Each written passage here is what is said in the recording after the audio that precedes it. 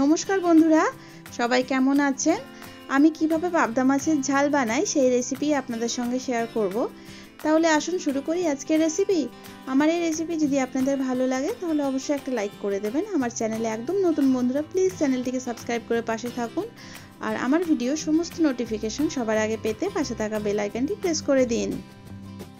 500 গ্রাম পাবদা মাছ খুব ভালো করে ধুয়ে পরিষ্কার করে নিয়েছি।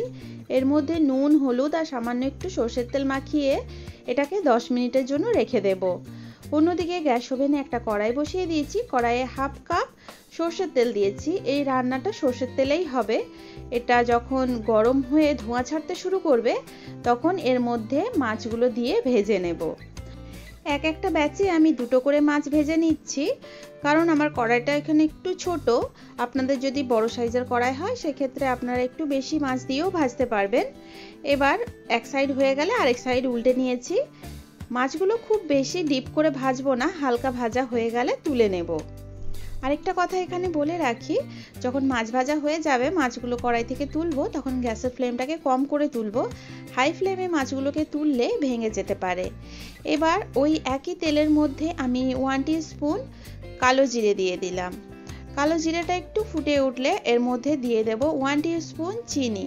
চিনিটা দেওয়ার ফলে ক্যারামেল হয়ে এটা একটা খুব সুন্দর কালার আসবে, এই জন্যই চিনিটা ব্যবহার করা। এর মধ্যে দিয়ে দিচ্ছি 1 টিস্পুন হলুদ গুঁড়ো, হাফ টিস্পুন কাশ্মীরি লঙ্কার গুঁড়ো। এই তেলের মধ্যে এগুলো দিলে কালারটা খুব ভালো আসে। এবার একটা পেঁয়াজ আমি পেস্ট করে রেখেছিলাম সেটা দিয়ে দিলাম। একই সঙ্গে দিয়ে দেব 2 টিস্পুন রসুন বাটা। এখানে আমি কোনো রকম আদা বাটা ইউজ করছি না, শুধু রসুন দিয়ে রান্নাটা হবে। দিয়ে দিলাম সামান্য একটু জল। এবার মশলাটাকে একটু কষিয়ে নেব। এই জল দেওয়ার ফলে মশলাটা পুড়ে যাবে না, সেজন্য জলটা দিয়ে আমি মশলাটা কষাচ্ছি। কষানো খানিকটা হয়ে গেলে আমি এর মধ্যে দেব 1 টিস্পুন ধনে গুঁড়ো, 1 টিস্পুন জিরে গুঁড়ো। এবার এর মধ্যে দেব টমেটো পিউরি। একটা ছোট সাইজের টমেটো আমি পিউরি করে দিয়ে দিলাম। টমেটো পিউরি দেওয়ার ফলে খেতেও বেশ টেস্টি হয়, গ্রেভিটাও খুব ভালো আসে। এবার মশলাটা বেশ সুন্দর করে কষানো হয়ে গেছে। এখানে দেখুন তেল ছাড়তে শুরু করেছে। এই অবস্থায় এর মধ্যে হাফ কাপ গরম জল দিয়ে দেব। গরম জলটা দেওয়ার পর গ্যাসের ফ্লেমটা হাইতে করে দিয়েছি। এবার গ্রেভিটা ফুটতে শুরু করলে এর মধ্যে আগে থেকে ভেজে রাখা মাছগুলো দিয়ে দিচ্ছি।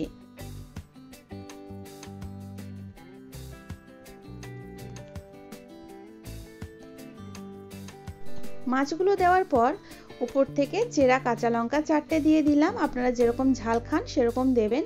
দিয়ে দিচ্ছি পরিমাণ মতো নুন। এবার এর মধ্যে দিয়ে দেব গরম মশলা। আমি হাফ টিস্পুন মতো গরম মশলা দিয়েছি। এবার ঢাকা দিয়ে লো ফ্লেমে 2 মিনিটের জন্য এটাকে রান্না হতে দেব।